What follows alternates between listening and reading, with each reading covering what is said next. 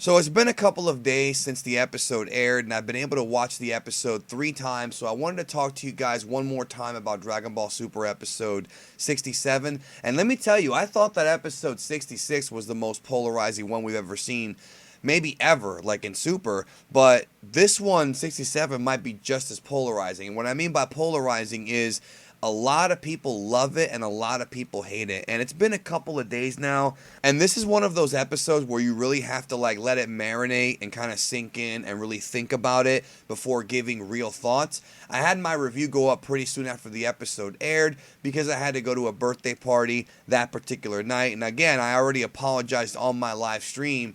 But I'm gonna apologize again, and I'll probably apologize again in my next week's review, because I made a couple mistakes in that review. I talked about how the Daishinkan, the Great Priest, was Whis' brother. It's actually his father. So my bad on that. You guys should know by now how much I hate misinformation being spread in the community. And if I make a mistake, I'm definitely gonna man up to it and say, yeah, my bad on that. We'll move forward from it. But the Great Priest is indeed Whis' dad, which of course. I'm going to probably say this in my review coming up this weekend, but I'll say it now. Does that mean that Whis, if Vados is the older sister and she's really stronger, does that mean that Whis is the weakest of his family that we know about? Very interesting. But no, what I wanted to talk about is the end of this Future Trunks arc and the last couple of episodes and kind of the fallout from Dragon Ball Super episode 67.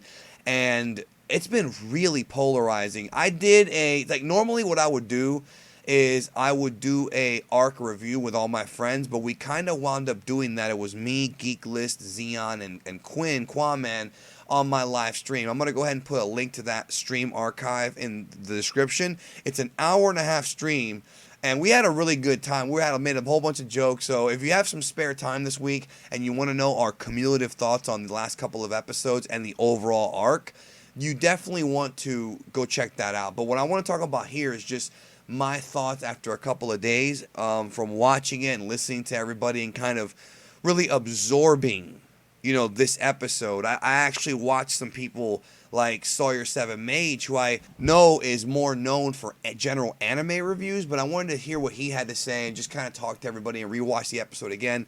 And this is really polarizing. I mean, this episode was really, really one thing that I think we all can agree on, because this is really polarizing. Some people said they loved the episode. They loved the Trunks and Gohan moment at the end. They loved the Zeno stuff where he met himself. And they loved, kind of the whole, how it was so different. Like even Herms on Twitter was saying that the episode was different. Others were saying, oh, well, it was horrible. It was terrible. I've seen people say they're quitting Super because of this, because of the ending of this episode, which I'm going to get into a little more deeply here in a moment. Now, one thing I want to say to everybody who's watching my content is, and I know most of you guys are cool, but you got to definitely respect others' opinions here. Obviously, there's been times where, we've all made mistakes, myself included. I corrected one I made earlier, but people are attacking each other. Like, even I got attacked. The other night on Twitter, I was voicing my concerns for Super. I was voicing my concerns for where the show's going, the production, because there's a lot of turmoil going on behind the scenes at Toei that a lot of people don't know about, and I want to kind of get that out. But I was voicing my concerns because we're already 67 episodes in, and we haven't seen a truly like magnificent, arc. Now, some people thought that this arc was magnificent. I thought it was good. I enjoyed watching the Future Trunks arc week to week. I enjoyed speculating and talking about it. The last 6 months have been really, really fun, right? No matter what. They've been super fun, and I've had a blast covering it, and I'm going to keep having a blast covering Dragon Ball Super, because no matter how bad Dragon Ball gets, it's not bad now. It's not like, oh my god, terrible now in my opinion, but no matter how bad it gets, I'm still going to watch it because it's Dragon Ball. You know what I mean? It's just always going to be in my blood. I'm always going to watch it. But guys, there were people who were attacking me, calling me cancer, and I get attacked all the time. It doesn't really faze me, but I'm trying to spread some positivity here, okay? Just because someone doesn't agree with your opinion or is somewhat negative on Super, don't immediately jump down their throat. Listen to the points that they make and respect their opinion, because there were issues here, and there are things that could have been better. I think we all can agree on that. And the one thing I think we all can pretty much agree on, because I haven't seen a single person say that or disagree with this, and if you do disagree with this, it's okay. I think that the pacing of the last 2 episodes came off very, very rushed. I think that what the events themselves you can sit there and criticize, but I think the pacing of what happened in the last couple of episodes was kind of jolting. We saw Vegito. The first episode we saw Goku surpass, merge Zamasu with his Kamehameha. And some people have said that Zamasu was holding back. I mean, it's probably true. But nonetheless, it happened. And then the same episode, we saw Vegito. We found out Vegito only has a time limit. It was supposed to be 1 hour, but they used up a lot of power, and thus it was decreased significantly. And then that same episode, Trunks pulled out that energy for that Genki Dama and sliced Zamasu in half. That was a lot for one episode. And back in the Dragon Ball Z era, that might have been cut up into 4, 5, 6 episodes. In the Kai cut, because it's a lot more edited, that may have been 3 episodes. It was a lot for one episode. And then the finale with, all the stuff that happened with Zamasu evolving into a higher plane of existence and, taking over that, that timeline, I guess you can say. And then the Omni King showing up and destroying the universes. It's one of those things where that's a lot to take in. And watching that episode again, I was very, very taken aback by just how ridiculous and how over the top this was, and not in a bad way necessarily. Zamasu evolved because of his wish for immortality with the Super Dragon Balls. He evolved to the point where the Omni King had to destroy the entire universe to get rid of him. It's ridiculous. So I guess the answer to the question of how do you kill an immortal being in Dragon Ball has been answered. You destroy the universe. This guy, I mean, you got to keep it real on this one. This guy is the second strongest guy behind the Omni King when it came to accomplishing feats. Nobody's ever done anything like this before. This is new territory for Dragon Ball. So the fact that it's new territory is a big thumbs up, right? That is a big thumbs up. There were a lot of interesting things about this episode and premises that I thought was very unique to Dragon Ball, and I really enjoyed that. I think the main problem people are having with the end of this arc, right? I think, my opinion, because I can only voice my opinion here, and like I said, I would like to think that you guys would, even if you don't agree with me, at least understand where I'm coming from, is that there are way too many unanswered questions when it comes to the fate of Trunks, right? I mean, it was a bittersweet ending, and now the more I think about it, the more of a depressing, sad ending it was. Not bad. I'm not saying the ending was bad. I'm saying the ending was sad because Trunks, the arc starts, right? And it's so badass. The arc started out with Future Bulma getting killed and Trunks, being vicious. And most of us just kind of presumed that at some point Trunks would get his revenge. And he kind of did get his revenge, and he showed Zamasu that mortals can win. But then when Zamasu evolved, it was well, wait a minute, no, you can't, because I'm immortal, legitimately immortal. So it took another immortal, I guess you can say, another god, the Omni King, to kill him. So the whole premise here was about how the good guys are fighting gods, but one of the themes they were trying to give us was that, well, you always need our help. If you notice that they were talking about that, you always need the gods' help, and that you have to rely on us too often, and that's not a good thing at all. I mean, look at Resurrection F. Frieza blew up the planet. Had it not been for Whis doing the reversal, they would have been done. They would have been finished. And it's one of those things where it was.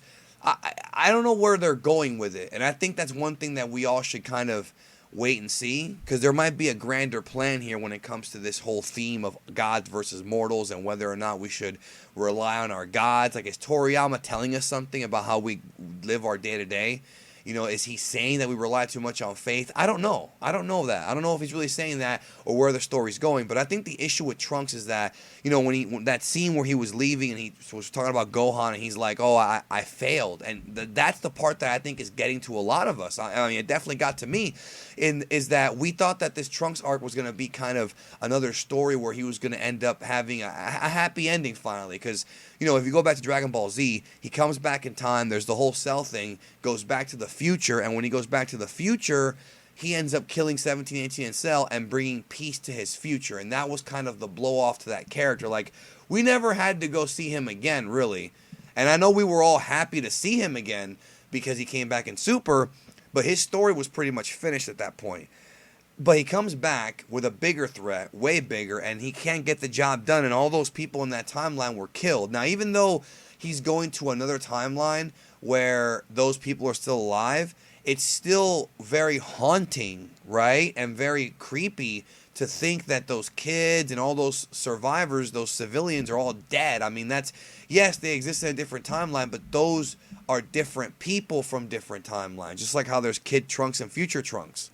So when you really think about it, right, Trunks going to that new timeline that's a branch off of his timeline, right, to prevent the events of Zamasu from happening and live happily ever after with Mai, that is kind of a very bittersweet ending, because Trunks is going to be living his life with all these people who he knew, I suppose, from the other timeline, but it's not the same exact people. It's like, it is the same people, but it's an alternate timeline version, so he has to live with that guilt for the rest of his life. So I'm sitting here watching the episode the third time, and I'm like, geez, like I tweeted it out too. I said, you know, Trunks might be the most traumatized person in the history of Dragon Ball, because he's going to have to live the rest of his life, Future Trunks is, seeing not only his mother die in front of him, not only, you know, his friends, you know, those kids, all this stuff, but his whole universe get literally destroyed. And it's kind of a mind fuck. I know, kudos to Toei and Toriyama for doing something ballsy, but at the same time, this was not your traditional happy ending. So people out there who are criticizing it, you know, or not criticizing it, but people out there who are attacking those who were dissatisfied, there's an argument there, because I was a little bit dissatisfied, to be honest. I was hoping for more, and maybe that's my fault for hoping for more, but it's just one of those things where the ending just came off really, like, shocking, like very unexpected and almost incomplete, because normally what they do in a case like this is we see what happens in Trunks' future, and we see him living happily ever after. He's going to a future where he has another version of himself and another version of adult future Mai there as well, and other versions of people who he grew up with. So it's almost like he's somewhat living a lie, because those aren't really the people from his future. They're just, in a way, alternate timeline clones. Like, put yourself in his shoes. Like, you know, if you're like try to figure out what I'm trying to tell you here. Like, follow me. Let's say that everybody in your life died. Your mother, your father, your brother, your sister, your loved ones. But somebody told you, oh, we have an alternate timeline version of them you can go to.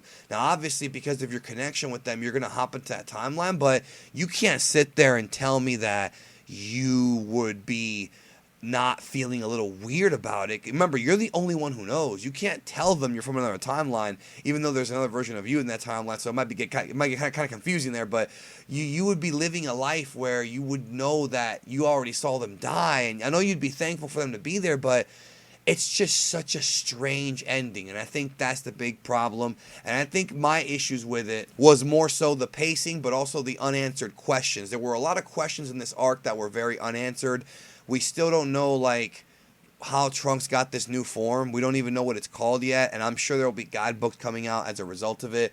We still don't even know what Trunks' fate is, which is why I believe Trunks is coming back. I mean, I just think that there's no way that they would leave this purposely open-ended like that. It's very, very unorthodox storytelling, you know, for them to do that, unless they were going to bring Trunks back in another arc in the future.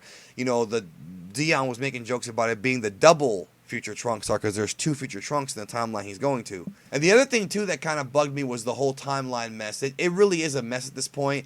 I've done my best to explain it in numerous videos, and I'm not the only one, but it's still very hard to swallow and very challenging to understand, which is why I'm just kind of looking forward to the next arc.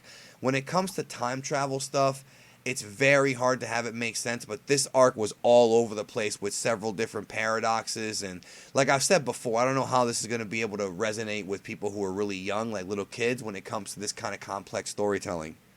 And that's another thing too that I wanted to real quick say before we close out this video. There's some people out there, like, so you guys gotta chill out a little bit, like, just chill out. There's people out there who are like telling me and others, like, you know, just enjoy it, it's Dragon Ball, you know, be thankful that Dragon Ball's back. That's not how it works, okay? No one's gonna tell me I don't love Dragon Ball. You're not gonna tell me I don't love Dragon Ball, brother, because very few people love Dragon Ball as much as I do. And I know a lot of you are on the same page here with me. I know you all feel me on that one. And I know you all love Dragon Ball just as much as I do. But it's one of those things where you can't sit there and tell somebody, oh, just enjoy it, it's Dragon Ball. That's like telling somebody, like, oh, here's food. Oh, I don't like, let's say you don't like chicken. I don't like chicken. Oh, just eat it, it's food. No, if I don't like it, I'm not going to eat it. Like, unless I'm, like, starving, right, I'm not going to eat food that I don't think is tasty. See what I'm saying? Now, with Dragon Ball, I still like Dragon Ball, but I don't think it's fair to tell somebody, just drop the series if you don't like it, because that's not really, we love Dragon Ball too much to just drop it like that. I mean, it would have to get to the point where it's so bad that, it's unbearable. And I know some people have dropped Super, and you know what? If you've dropped Super, that's fine. Like, I respect your opinion. It's all about respecting each other's opinions.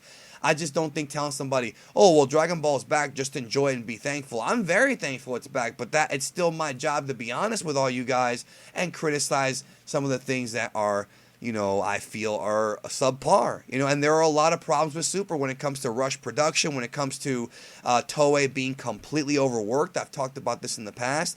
There are issues with Dragon Ball Super. So, and on the other side of the coin, don't use the excuse of, oh, Dragon Ball's a kid show, they can have lazy storytelling. That's also bullshit, because there's tons of great kid shows that I grew up with and that are still on the air that have great storytelling. There's no excuse. There are issues in Super. That is a fact, right? But we need to look at other people's opinions and understand people have different tolerance levels. If you think that the plot holes in Dragon Ball Super are too much for you to handle, I respect that. I can't sit here and tell you, well, just enjoy it. I can tell you that you could just enjoy it, but that might not be you. If the plot holes are, I don't really care. I'm here for the fights and the animation. That's cool. Like, we're all here for different reasons. And I think that as a community and as people, we have to really, we have to really respect each other. And obviously, like I said, I'm not perfect myself. I've done some dumb fuck shit, and I apologize for it. But I really want to spread equality in our community, and this arc has been so polarizing. I mean, I can't sit here and say it was a bad arc. I think it was a lackluster ending, in my opinion. Normally, I would have gone in here and done a multiple person podcast about this, but I don't think I'll be doing that this go around, because I kind of already did it on the live stream, which I'm going to link you guys to. I'm not going to talk about this that much anymore. There'll still be some topics about it, but we all have to look to the future now with this upcoming new arc supposedly coming out in December. And, there's a lot of stuff coming. So DLCs for Xenoverse are coming. So it's a fun time to be a Dragon Ball fan still. I just think that we should, kind of, if you don't like the arc, dude, I respect it. And if you do, I respect that too. I really do. So thank you for watching this little ramble that I went on. I hope that the next arc is something that everybody, or at least 99% of people, love, because there's always that 1% that is not going to love anything, and if you are in that 1% and you want to stop watching Dragon Ball, hey man, you should not watch something you don't love.